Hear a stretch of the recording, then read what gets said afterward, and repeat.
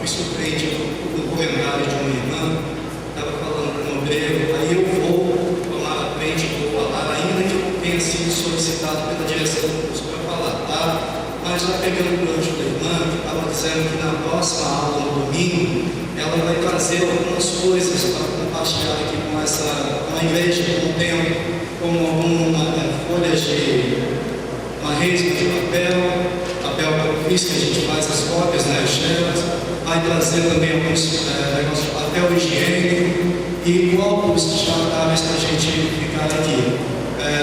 Não é pedido nem solicitação nenhuma por parte dessa igreja, mas eu estou colocando na frente até para colocar para vocês que nós estamos fazendo um curso que eu penso ser muito valioso para as nossas vidas. O som está razoável aí atrás, está dando para me ouvir?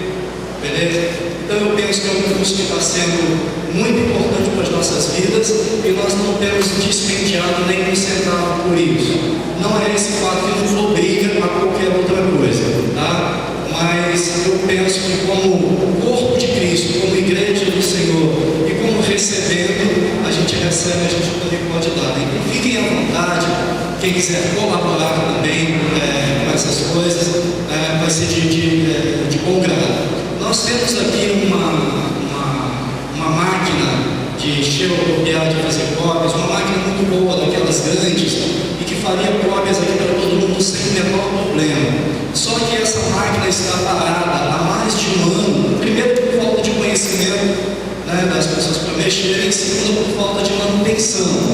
Um equipamento que poderia ou pode nos abençoar e nos ajudar muito. Lembra que no começo do curso faltavam, inclusive, algumas cópias, algumas vezes a gente tinha dificuldade em tirar. Pois bem, nós temos um equipamento aí que está precisando de um reparo. Se alguém dentre os senhores trabalha com isso ou conhece quem faça, por favor, faça um contatozinho com a gente colocar essa máquina para funcionar e aí abençoar a vida de todo mundo. Amém ou não amém? Amém. Obrigado. O outro recadinho ainda fora da aula é o seguinte: todas as reuniões de paz e vida são bastante interessantes, assim como das outras irmãs, das outras denominações, das outras igrejas, dos outros tipos de congregação. Eu fico muito feliz quando eu visito outros lugares e principalmente denominações, eu fico muito à vontade, irmãos. Eu particularmente não estou limitado a rótulo algum. Eu participo do culto ao Senhor nas igrejas batistas, presbiterianas, Assembleia de Deus, onde professa o nome do Senhor.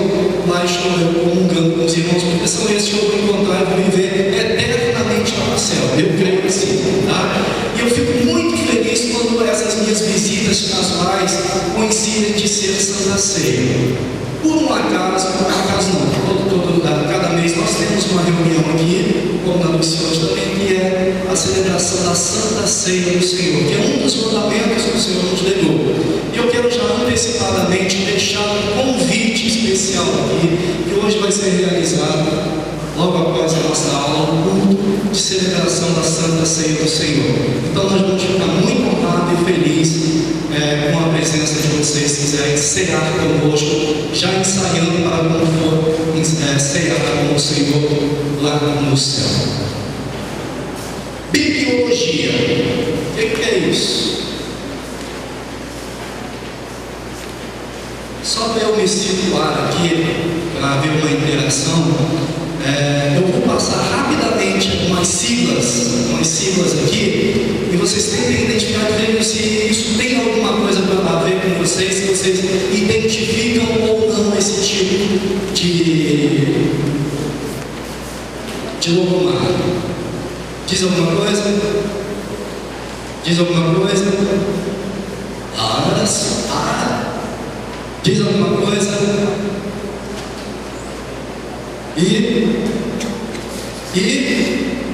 Sim ou sim? Mais uma. Quem identificou, levanta a mãozinha para eu ver. 1, 2, 3, 4, 5, 6 pessoas. Quem não identificou nada disso aí, levanta a mão só para eu ver. Isso, me ajuda, participa, que aí a aula fica mais legal quando fica interativa. Vou dar uma forcinha aí para vocês. Vamos ver se isso aqui ajuda. Vou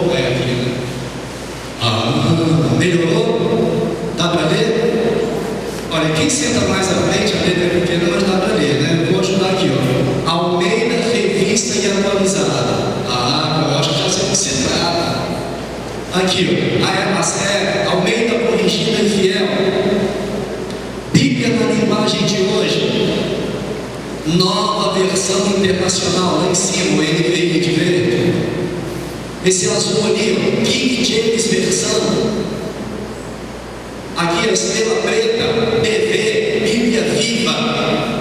E o amarelinho? Quem diz para mim o amarelinho? Quem pode dizer? Tem um bombom aqui no bolso. Tem um bombom, quem dizer? Levanta a mãozinha aí que eu botei aí. Ninguém? Quem levantou a mão lá atrás antes que disse que conheceu as siglas? Consegue identificar essa? Não?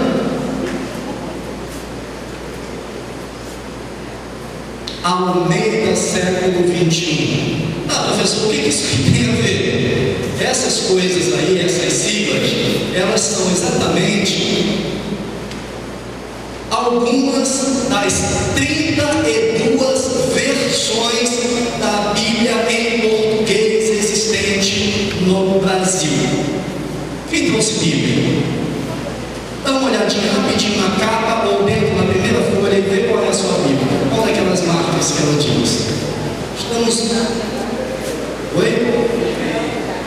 A senhora da Almeida? Acho que é o Almeida. Mostrei 3 Almeida lá. Bom, eu vou correr, foi só para você. Gente, eu pensei que essa aula de hoje ia ser assim, muito tranquila, com pouca informação, mas é muito conteúdo. Quando a gente foi preparado da aula, a gente tinha que mergulhar e mais, tá bom? Então nós vamos avançar, vou tentar ser bem rapidinho. Eu gosto de ter, quem já participou de aula que eu ministrei, percebeu que eu gosto mais de uma interatividade com os alunos, que normalmente as referências eu peço para que os alunos leiam e tal, mas hoje, como é muita gente, talvez eu tenha que mudar de estratégia. Isso é, se o meu auxiliar aparecer, ele sumiu, eu ia pedir para que ele lê. Muito bem. Bíblia.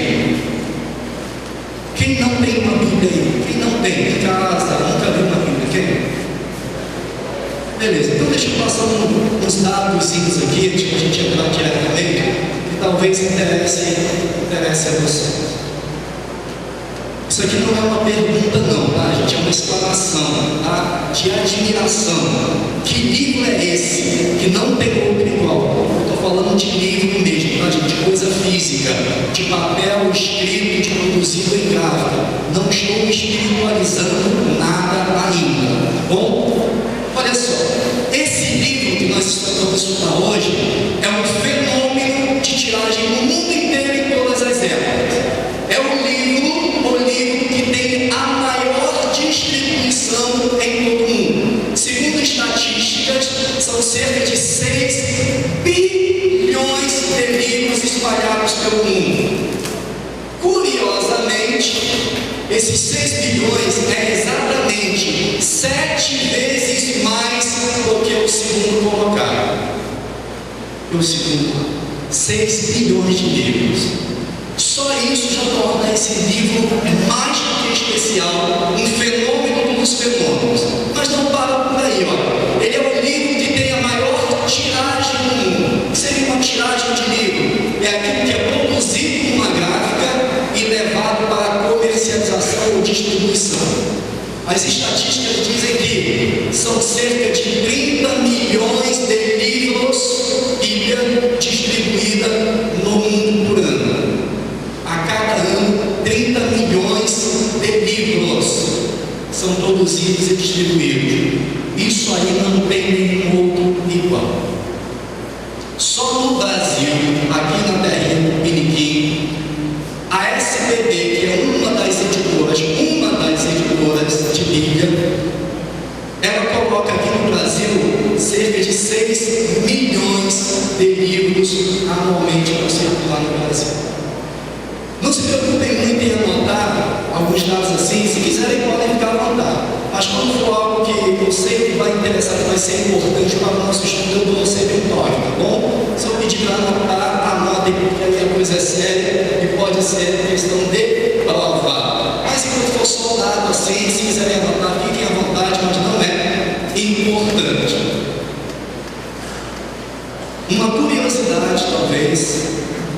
que ele foi o primeiro livro a ser impresso em uma gráfica.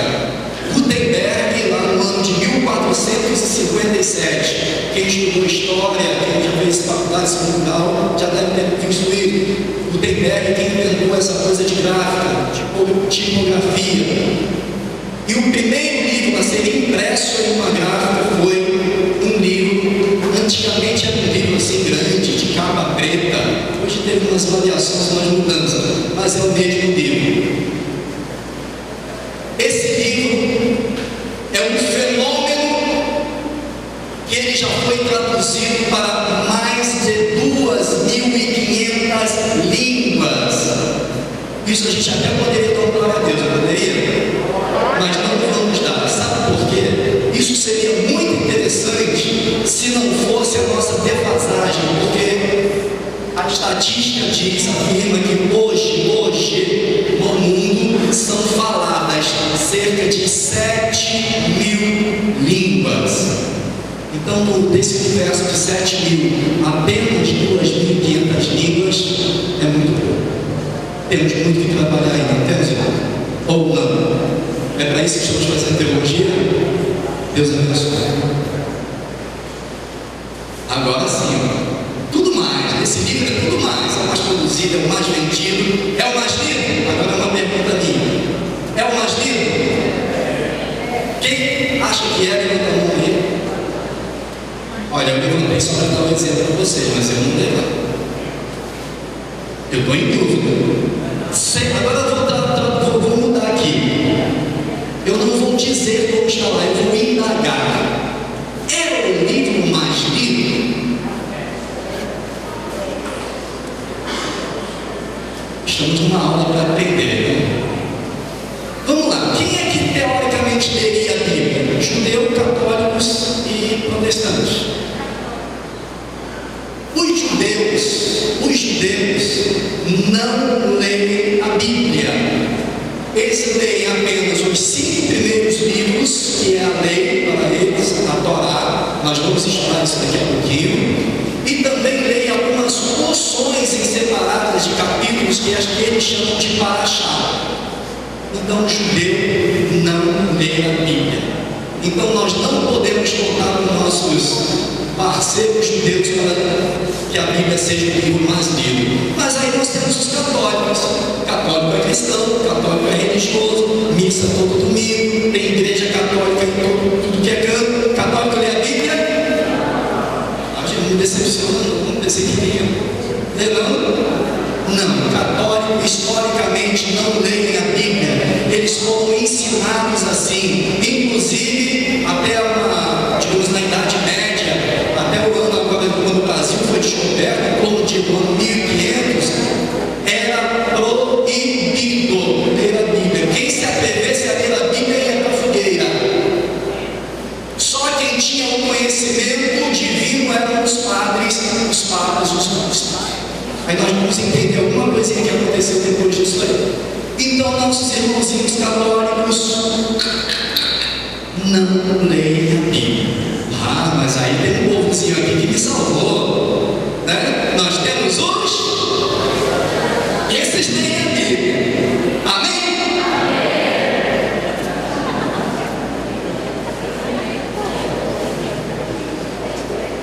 Eu vou precisar, vocês vão ter que ser honestos, não comigo, mas eu quero que vocês sejam honestos com vocês agora e com Deus.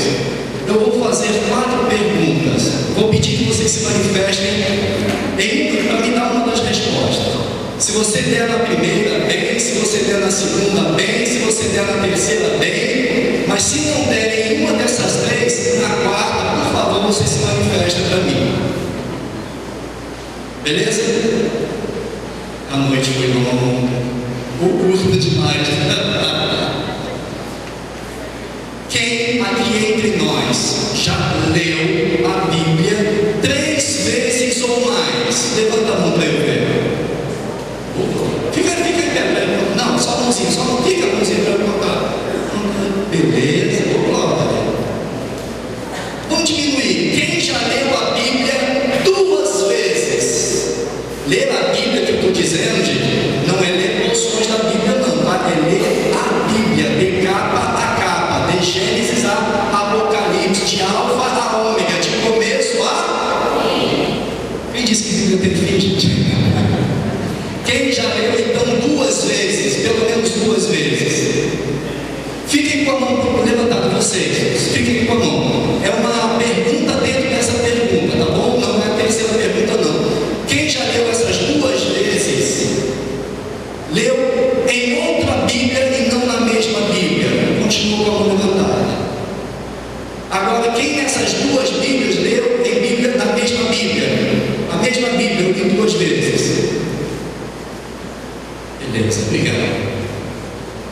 Não respondam, algumas pessoas não responderam nem na primeira, nem na segunda, vão ver na terceira.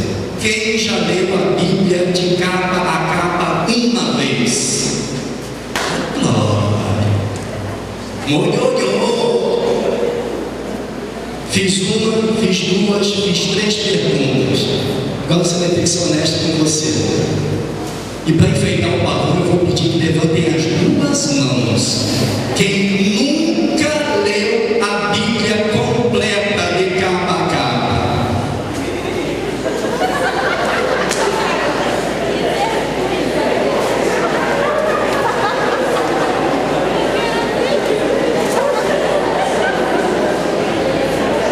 Obrigado pela honestidade. Agora deixa eu dar um consolo para vocês. Que glória a Deus, fazendo misericórdia desse povo. Mas olha, vocês não estão sozinhos, não. Eu tenho aqui uma estatística. E quando eu falo em estatística, eu falo que eu coletei essas informações de algum órgão oficial. Tá? As estatísticas, órgãos oficiais, como universidades, como estudos sérios, IBGE e outras coisas, afirmam, atestam que cerca de 70% dos crentes protestantes nunca leram a Bíblia que professa a fé e que nós estamos hoje sentados aqui há pelo menos um mês para dizer que estamos estudando ela. Que glória, Deus, é uma misericórdia.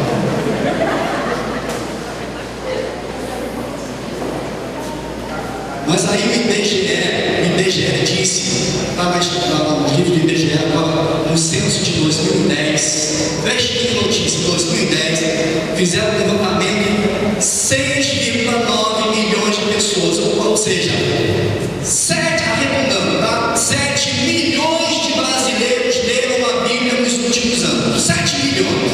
Aí pode dar glória, não pode? Não, 7 milhões de brasileiros leram a Bíblia, gente. Pode dar glória? Não se esses 7 milhões não fosse de um total de 40 milhões de evangélicos protestantes que somos no Brasil hoje. Isso dá um percentual só de 7% de crentes na Bíblia, ou leram a Bíblia. Professor, para, descansa aí, para, não está deixando, deixa a gente. Mas nós não estamos sozinhos. Aliás, crente não lê a Bíblia, né? Acabamos de ver isso, e não foram só as pesquisas. A pesquisa que fizemos ao vivo aqui deu um pouco mais do que esses 70%. Mas a nossa esperança aqui ainda tem tempo de ler, não tem? Mas nós não estamos sozinhos, aliás, nós temos quem nos salva, nós temos os nossos pastores, não é isso? Para a decepção de alguns, a SBB, Sociedade Bíblica do Brasil, fez um levantamento oficial para ela poder distribuir Bíblias, e ela atestou em pesquisas que cerca de 51% dos pastores nunca leram a Bíblia de capa. Se eu ouvir mais um pouco. Mas não é falta de Bíblia, não é falta de livros. Nós vimos lá, gente, que só aqui no Brasil tem cerca de 32 versões deste livro. A Bíblia é um livro que não contém erros. Não, isso podem anotar, tá? A Bíblia é um livro que nós temos inclusive uma doutrina que chama inerrância. A Bíblia não erra, a Bíblia nunca errou, e por mais que se buscasse, por mais que se vasculhasse ao longo de todos esses séculos,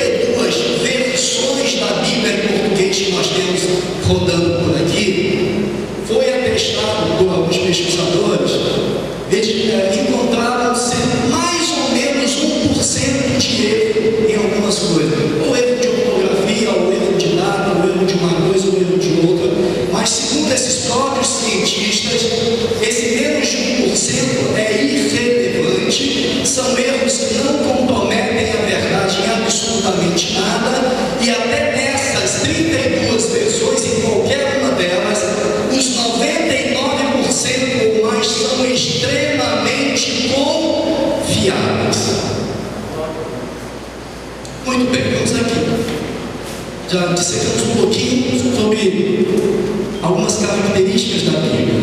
Vamos ver então qual é a sua história, de onde ela vem, sua origem, o que é isso? Alguém sabe, só por curiosidade, por que se chama Bíblia? Por que se chama Bíblia?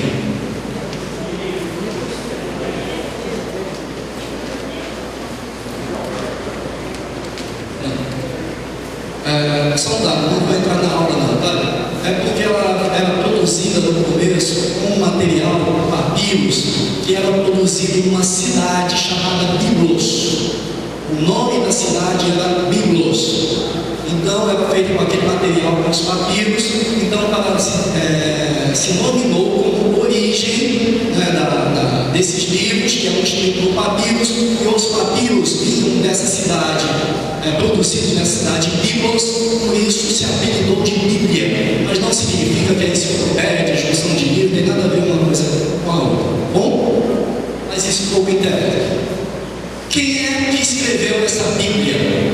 Essa Bíblia, esse livro, às vezes eu vou escorregar pelas palavras, vocês vão entender. Se eu disser Bíblia, livro, escritura, eu estou me direcionando para o mesmo objeto, foco do nosso estudo hoje, tá bom?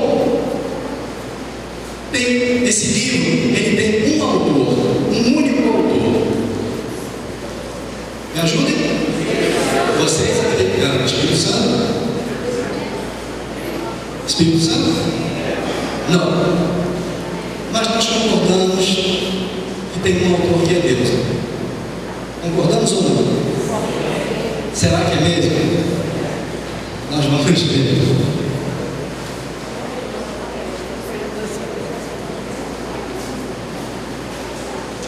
Esse ano falhou, eu vou precisar.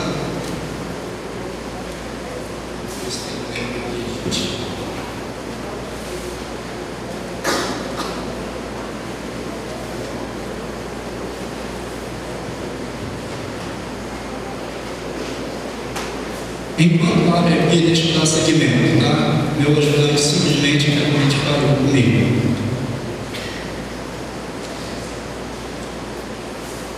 O autor desse livro, ele começou ele mesmo, com o próprio dedo dele, ele começou a escrever esse livro. Foi lá num monte chamado Sinai, e ele entregou esse livro lá para um cidadão, Gaguinho, nosso irmão que nós vamos conhecer em breve, chamado Moshe, ou para nós, Moisés. O próprio autor começou a escrever. Ele não pediu para Moisés escrever. Ele, o dono, o autor, o cabeça, ele mesmo escreveu as primeiras páginas e as mais importantes, onde todas as outras coisas desagam ou dependem daquelas primeiras linhas que ele escreveu.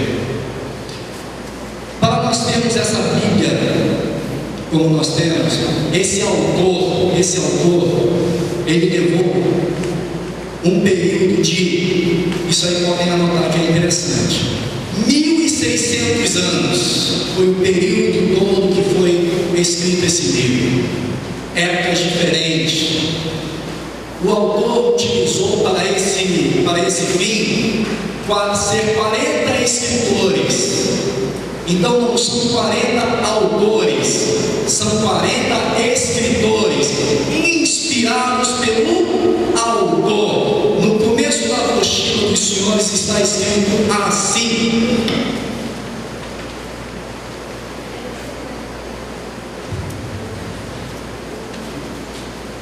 toda escritura é divinamente inspirada e proveitosa para ensinar, redarguir, para corrigir, para instruir em justiça. Está escrito em 2 Timóteo 3,16.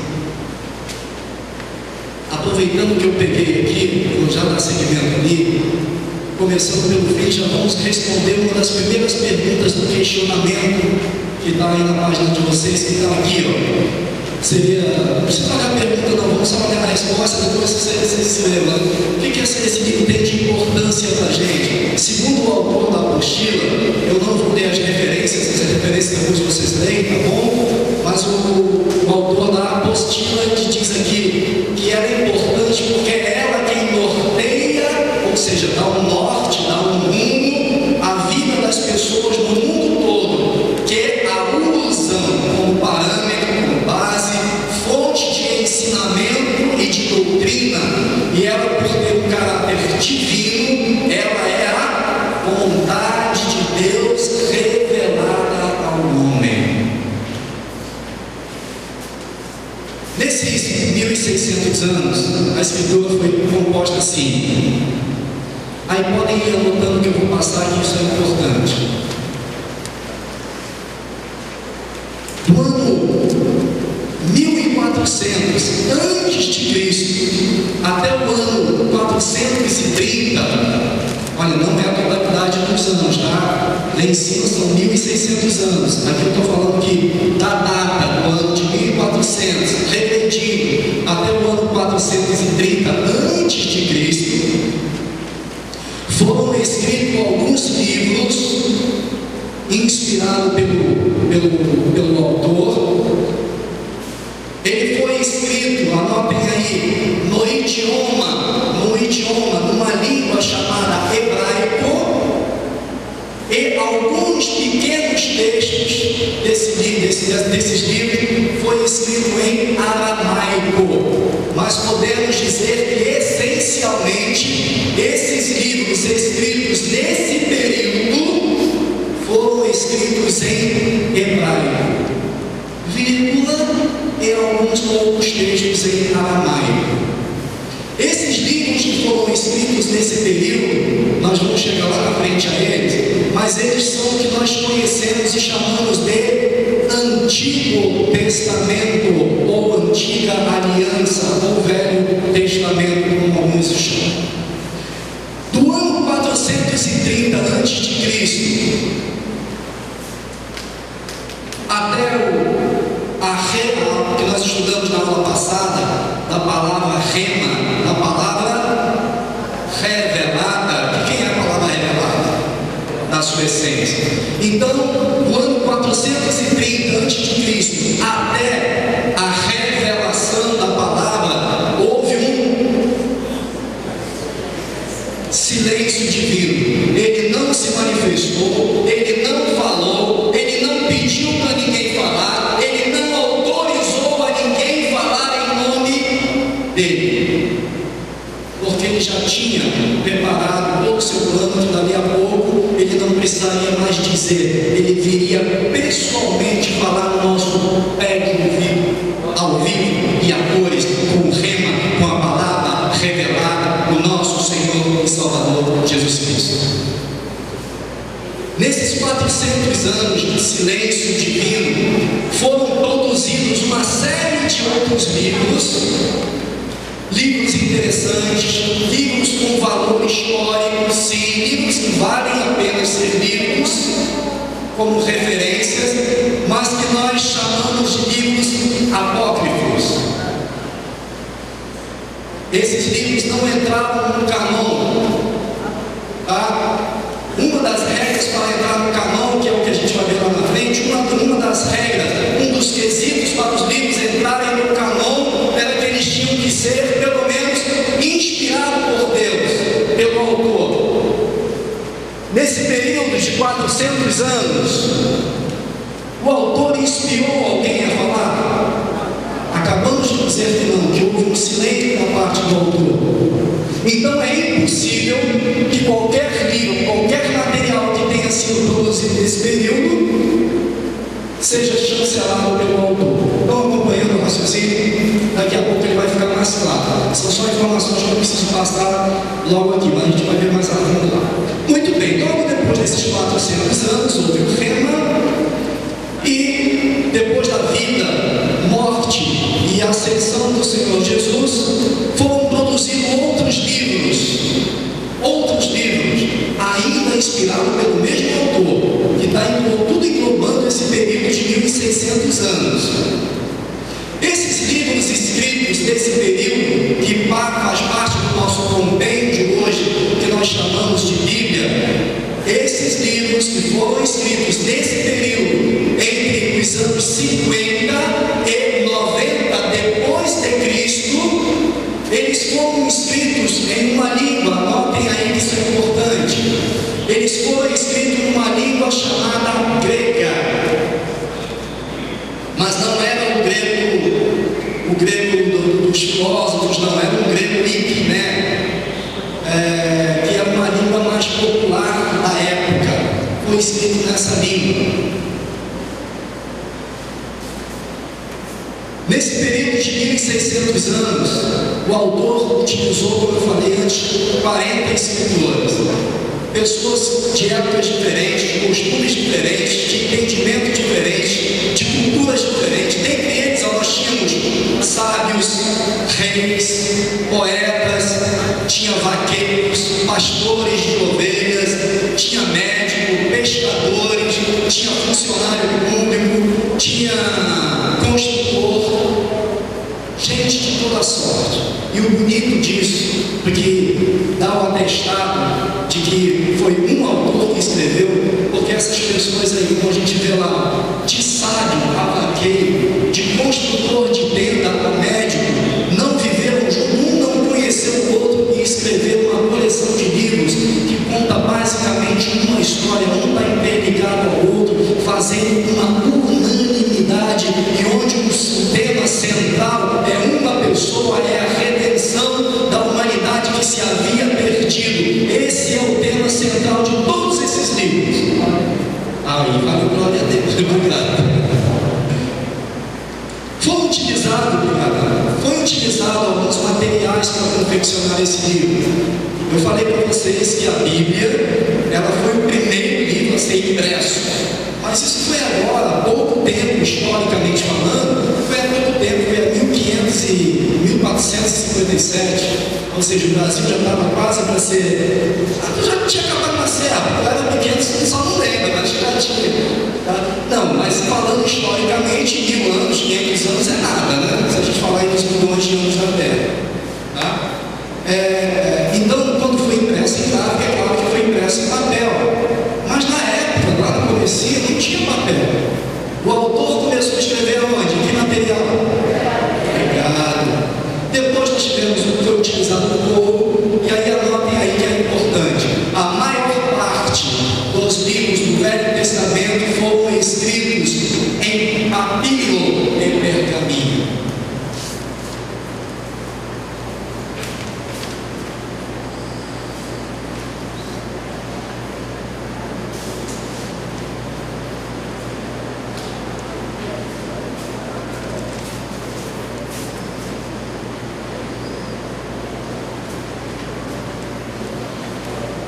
Estou indo muito rápido, estou indo muito lento, conseguindo passar as informações.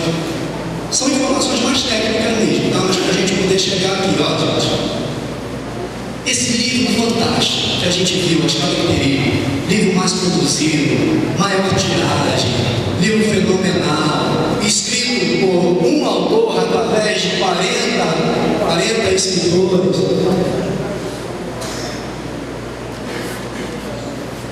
A maior parte dos livros do Antigo Testamento foram escritos em pergaminhos, papiros e pergaminhos, como material de suporte escrito, tá? Muito bem. Esse compêndio todo, esse floreamento todo que eu falei, para traduzir a Bíblia, o que é a Bíblia afinal? Uma definição que eu gostei muito. É uma pena que hoje a gente faltou e não pude ter as referências anteriores que nos levariam a isso. Mas olha, a Bíblia, ela é Deus falando ao homem, é Deus falando através do homem, é Deus falando a favor do homem, mas é sempre Deus falando. Esse é o cerne da nossa questão da aula de hoje. Já sabemos então, podem chamar do que quiser, como quiser, escritura sagrada, Bíblia, livro da capa preta, mas nós sabemos que tem 40 escritores e que esses escritores foram inspirados por um autor, e esse autor é Deus. Então a Bíblia para nós é Deus falando ao homem, é Deus falando através do homem, é Deus falando com o homem, é Deus falando a favor do homem, mas vai ser sempre Deus falando.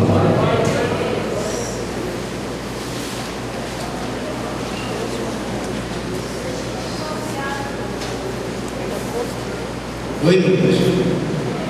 Você quer copiar? Se for copiar, a gente não termina a aula de hoje. Depois a gente vê um outro método de pegar, tá bom? O que eu boto aqui no slide, nem tudo é para copiar, tá? Depois se precisar, se quiser, eu passo, para você ter problema. Senão a gente não sai daqui. Só me ajudem rapidinho, quem tem habilidade bíblica, já que o meu assessor falhou. Abra para mim lá, alguém abre em Êxodo 1, já pega a primeira referência. 14:1, o outro pega em 15:26 e outro abre em Levítico 1:1. Rapidinho, por favor. 14 disse o Senhor a Moisés: fica para ele ser um e a cama perto de sol e ar. Amém. Isso. Deus disse a Moisés.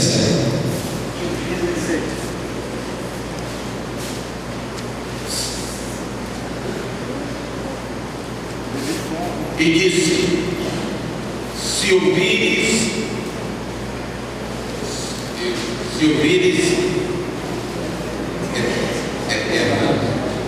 a voz do Senhor teu Deus e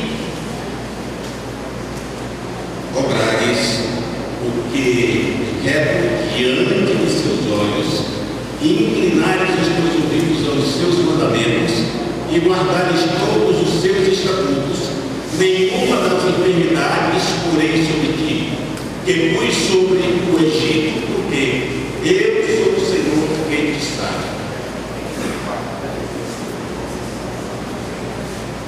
Então disse o Senhor a Moisés: eis que pus farei chover pão dos céus, e o povo sairá e colherá cada dia a porção para cada dia, para que eu veja se andam em minha lei ou não. Disse o Senhor a Moisés. Não foi Jessé de Jesus que mandou falar ou que falou alguma coisa. Vamos pular aqui, gente. Então, já vimos, estamos só atestando aqui como referencial Deus falando. Então, sempre que tiver Isaías 1:2. Isaías 1:2.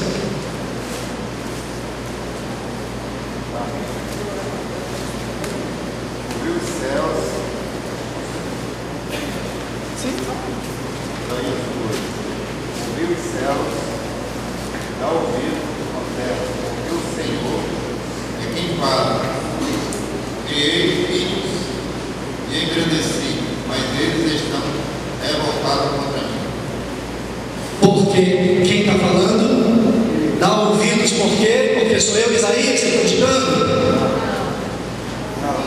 Por quê? É quem fala. Podem anotar as referências, tá? E o que está escrito nesse livro que estamos estudando vem de Deus. Jeremias 11:1 e Oséias 1:1. Jeremias 11:1, Oséias 1:1.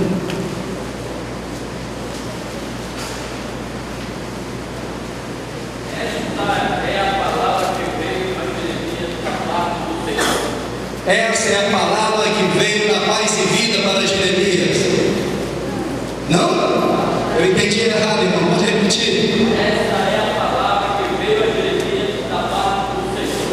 Veio da parte do Senhor. Ezequiel, então. Vai, com 3. Senhor Ezequiel, filho de Buzi, o sacerdote da terra dos caldeiros, junto ao rio quebrado, e ali esteve sobre ele a mão do Senhor. A palavra veio a Ezequiel por quem? De quem? Gente, por mais de 3.800 vezes, na Bíblia, o autor se revela da forma que nós acabamos de ver aqui. Ele não se esconde, ele não se oculta, ele não vai por trás, ele não usa pseudônimo, ele se revela: sou eu quem estou falando, é de mim, escuta o que esse rapaz está dizendo, porque sou eu que estou dizendo. São as referências que nós lemos. Mas isso não está só no Antigo Testamento, não, isso também está no Novo. Olha aqui, Coríntios 14:37. 1 Tessalonicenses 2:13.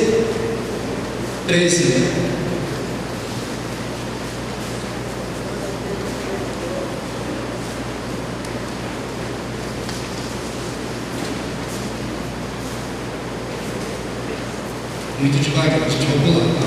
Se alguém se considera profeta ou espiritual, reconheça ser mandamento do Senhor, que pode ser.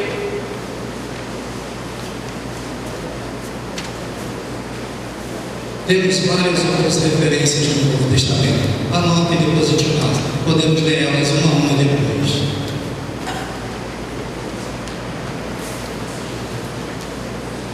A Bíblia, ela não é um livro religioso. Ela não tem nenhum cunho religioso. Mas, entretanto, ela é um livro que serve, pelo menos deveria, servir de regra de fé para algumas religiões, como o cristianismo, o judaísmo, o catolicismo, que está dentro aí. E quem não usa, muitas outras religiões que não usam, que não tem a Bíblia como fonte, regra de fé, mas utilizam a Bíblia como referencial, como o islamismo, por exemplo. Muita coisa que está no Alcorão foi retirada da Bíblia por causa da confiabilidade da Bíblia. Esses livros, lembram da setinha lá dos anos? As datas que foi escrito no período, alguns livros do Antigo Testamento, 1400, de Bíblia, um período interbíblico que não, de um silêncio de Deus, onde não foi escrito ou inspirado nenhum livro, mas foram escritos. A maioria desses livros, para eles participarem desse que a gente chama de canon, eles não foram assim: alguém achou bonitinho, esse livro aqui é bonitinho, tem poesia, vamos botar ele aí para fazer a Bíblia. Não foi assim, houve critérios. E eu falei para vocês que um dos critérios para esses livros entrarem no canon era uma coisa chamada inspiração, língua, inerrância, inequívoco. E alguns livros que foram inclusive introduzidos em alguns canões, eles não atendiam a esses requisitos. Muito bem, então nós conhecemos três canões, que são os canões bíblicos: o canon hebraico, o canon católico. O canon católico, ele tem uma divisão, é um canon católico, mas tem uma divisão com o catolicismo ocidental e oriental. E também tem o canon protestante. Em algum momento, vocês perceberam eu falar, ou disse alguma coisa, ou deixei a entender que os autores, a quantidade de livros seria suficiente, ou tenderam a criar Bíblias diferentes? Não, né? Estamos falando de uma única Bíblia. Falei de religião aqui? Não. Então a Bíblia é um livro único para todas as religiões: hebreus, judeus, católicos e protestantes. Só que aconteceu o seguinte: naquele período que eu mostrei lá no comecinho do Antigo Testamento, deixa eu voltar. A Bíblia, vou começar pelo hebraico. O hebraico, a Bíblia hebraica é a mesma Bíblia que nós temos, católicos têm, a mesma Bíblia. Não existem Bíblias diferentes. Esse é o importante da aula de hoje. A Bíblia hebraica são os livros que foram escritos lá naquele período azul de 1400 a.C. a 430 a.C., que nós chamamos de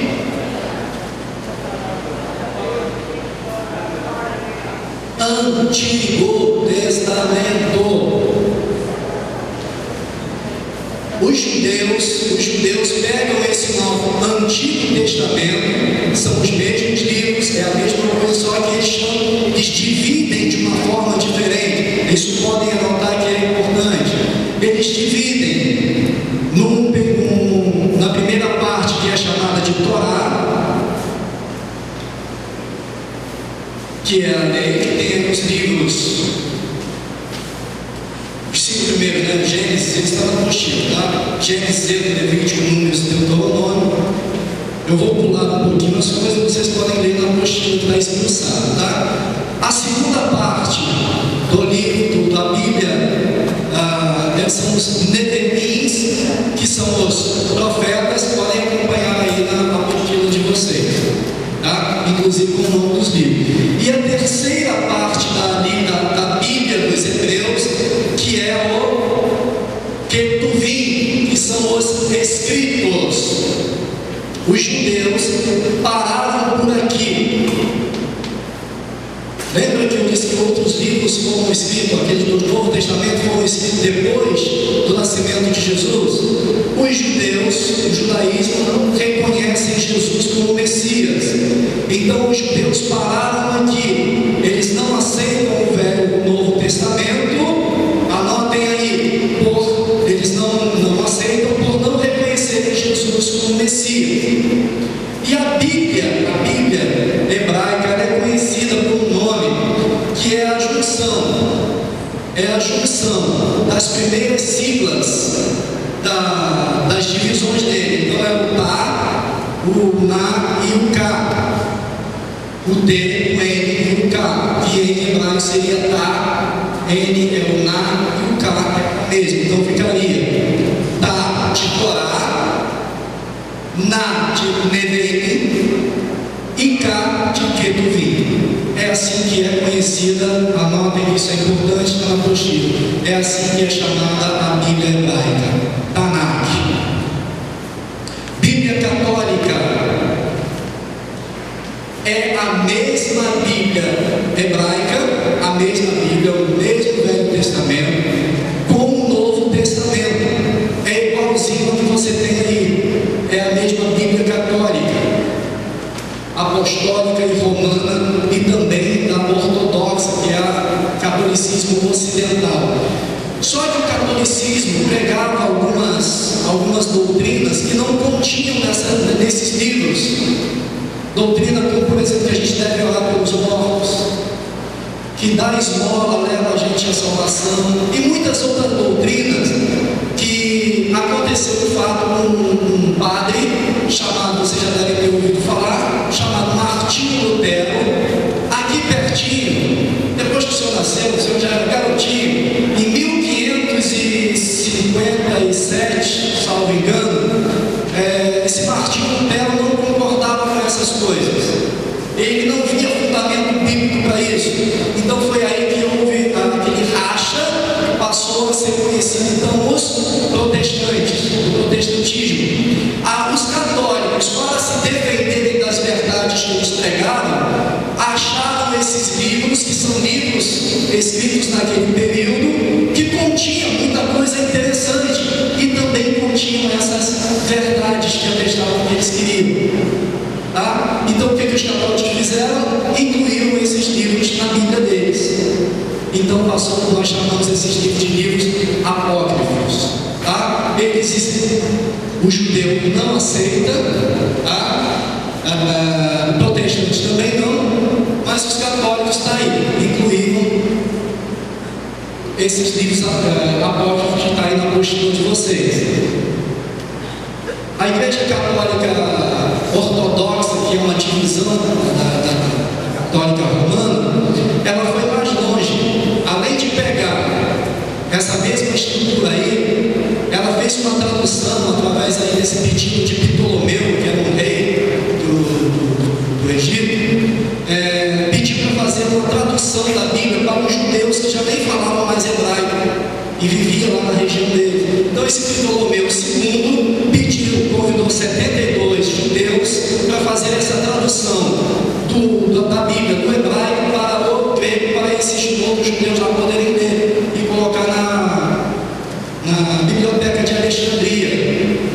E esses 70 judeus fizeram essa tradução, e essa versão ficou conhecida como Septuaginta, que é século 27 de 70, tá? Onde inclusive deriva as Bíblias nossas de protestantismo no Brasil hoje, deriva dessa versão da Septuaginta, tá bom? Só que esse povo aqui foi mais longe. Além deles colocarem lá os livros apócrifos que os romanos colocaram, eles ousaram e colocaram outros livros apócrifos dos apócrifos ali, tá? Se é para chutar o balde, vamos chutar de Deus, tá? E eles também foram as pessoas que colocaram o nome aqui tetragrama sagrado para os judeus, que é o nome do nosso Deus, e substituíram pela palavra Senhor. Os judeus não gostam disso, não aceitam isso, e nós também devemos ensinar. A Bíblia protestante é a Bíblia que nós temos em casa, não lemos, mas temos em casa. Tem umas até que estão lá assim, sobre um móvelzinho aberto no Salmo 91. Quem tem a Bíblia aberta em casa, Salmo 91? Está com vergonha? Não dá Bíblia para casa. Quando não é no Salmo 91, é no Salmo 23. Né? Gente, é o mesmo efeito. Pode botar lá que agora vocês estão fazendo errado. Vou dar uma dica para vocês. Para a coisa funcionar mesmo, para ser de verdade, faz assim. Se for no Salmo 91, do lado esquerdo, você colocar uma rosa vermelha colhida por pelo menos 7 dias. É sério. Tá bom, não vou mais dar a dica, não quero, né? Bom, então a Bíblia protestante é uma Bíblia diferente da do povo judeu, não é isso? É a cadeira que está balançando? A Bíblia protestante, a nossa Bíblia, essa aqui, nem está com a mão, está do lado, porque não tem valor, deixa para lá. Essa Bíblia nossa é a mesma Bíblia dos judeus? Quem disse não? Arrependido. É a mesma Bíblia, sim. É a mesma Bíblia dos católicos. A diferença é que os católicos têm alguns livros a mais que nós, nem os judeus, reconhecemos, que são os livros apócrifos que não têm base nenhuma. A nossa Bíblia também é dividida, só que é dividida diferente dos judeus. No Antigo Testamento, está aí, está no livro de vocês, na apostila, lá atrás. Nós contamos então aqueles 66 livros, né? 39 fazem parte do Antigo Testamento e 27 do Novo Testamento. E os apócrifos? Deixa eu lá com os apócrifos. Isso? Ô, glória, isso mesmo. Nós dividimos assim a Bíblia. A primeira parte do Velho Testamento, que é para os judeus a lei, para nós é o Pentateuco, que é a mesma coisa, que são os 5 livros de autoria de Moisés: Gênesis, Êxodo, Levítico, Números, Deuteronômio. Tem os livros históricos, tal qual os judeus e os católicos separam, que vai lá de Josué a Esdras e Neemias. Um detalhe interessante: os profetas são os mesmos, tanto na nossa Bíblia, quanto na Bíblia dos judeus, como na Bíblia dos católicos. Só que os judeus, eles separam os profetas numa ordem diferente. Eles separam em profetas anteriores e profetas posteriores. Quando ele fala anterior e posterior, os judeus estão se referindo ao exílio babilônico. Todos os profetas que foram antes do exílio é chamado anterior. Os que foram profetas depois do exílio, por dedução, nós entendemos que é profetas posteriores. O grande descoberta. Já nós não dividimos assim esses profetas. Os profetas são os mesmos, os livros são os mesmos, só que nós, protestantes, separamos profetas maiores do lado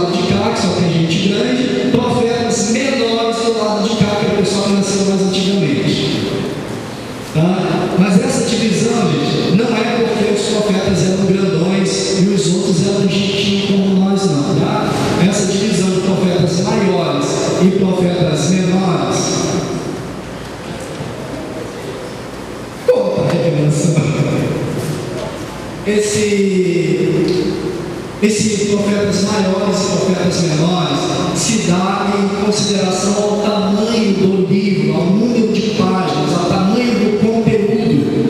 Uma curiosidade, o livro de Isaías seria um profeta. Uma curiosidade é que o livro do profeta Isaías, ele é uma miniatura da Bíblia.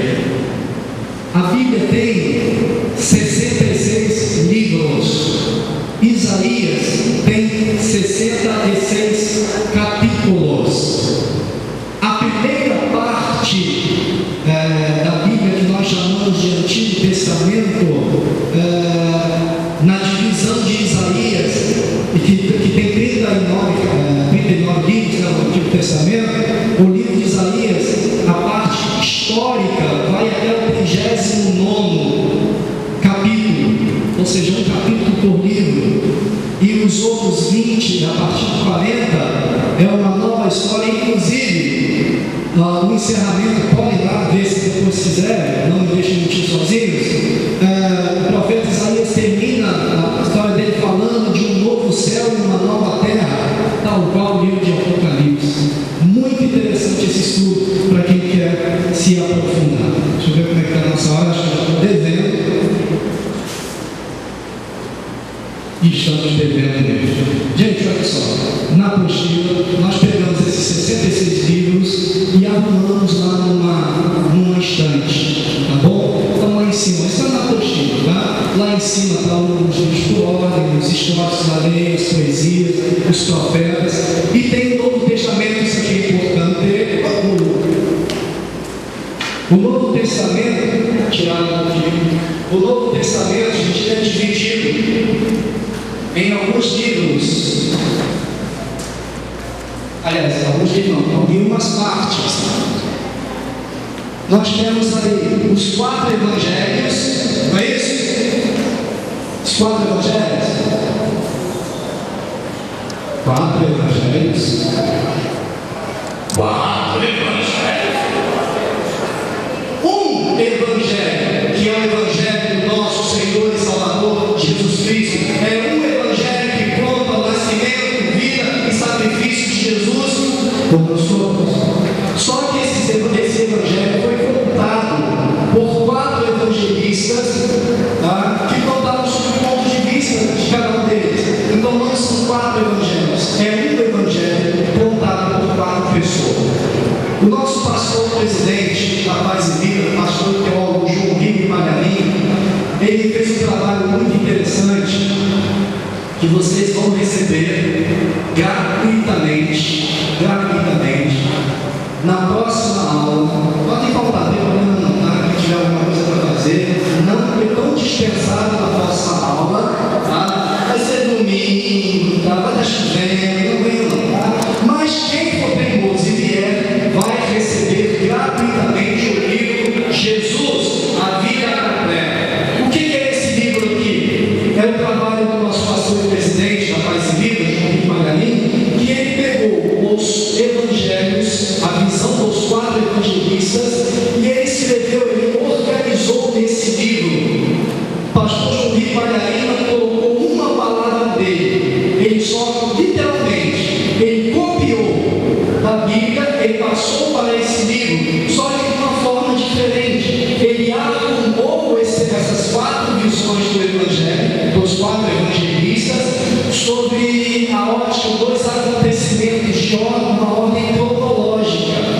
Então, quando a gente lê aqui o mesmo Evangelho, tá? A gente pelos 4 evangelistas, só que quando nós lemos aqui neste livro, nós lemos como se fosse uma história só, um fato após o outro, exatamente como aconteceu.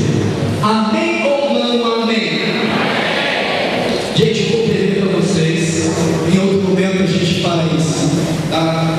Só nos livros apócrifos, olha, nós íamos ver aqui por que a gente não aceita os livros apócrifos, o que dá, o que não é, tá bom? Mas nós vamos dever para vocês. Se tiverem alguma dúvida, questionamento ou qualquer coisa assim, podem entrar em contato conosco através dos nossos endereços ou nos procurar lá atrás. Por terem me aturado por essa hora, eu agradeço a vocês. Vou pedir que fiquem de pé em nome do Senhor Jesus. Obrigado mesmo pela paciência. Aceitem, se puderem, o meu convite especial para participarem da Santa Ceia do Senhor Jesus nessa congregação. Agora, logo em seguida, é só mais uma hora e você já está participando com a gente.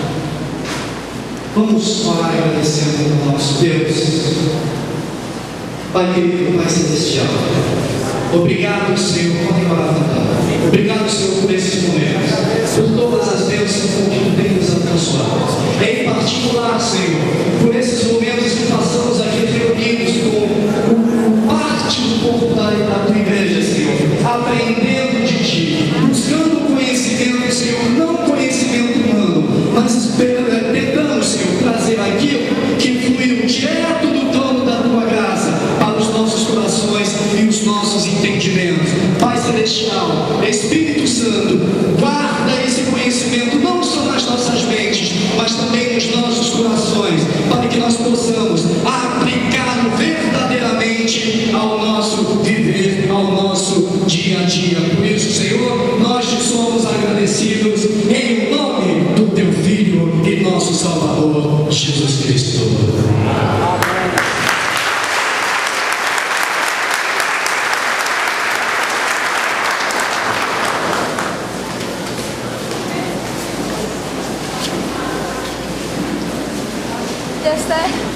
Como que para aqui? Ele sei usar. Como que para aqui? Não.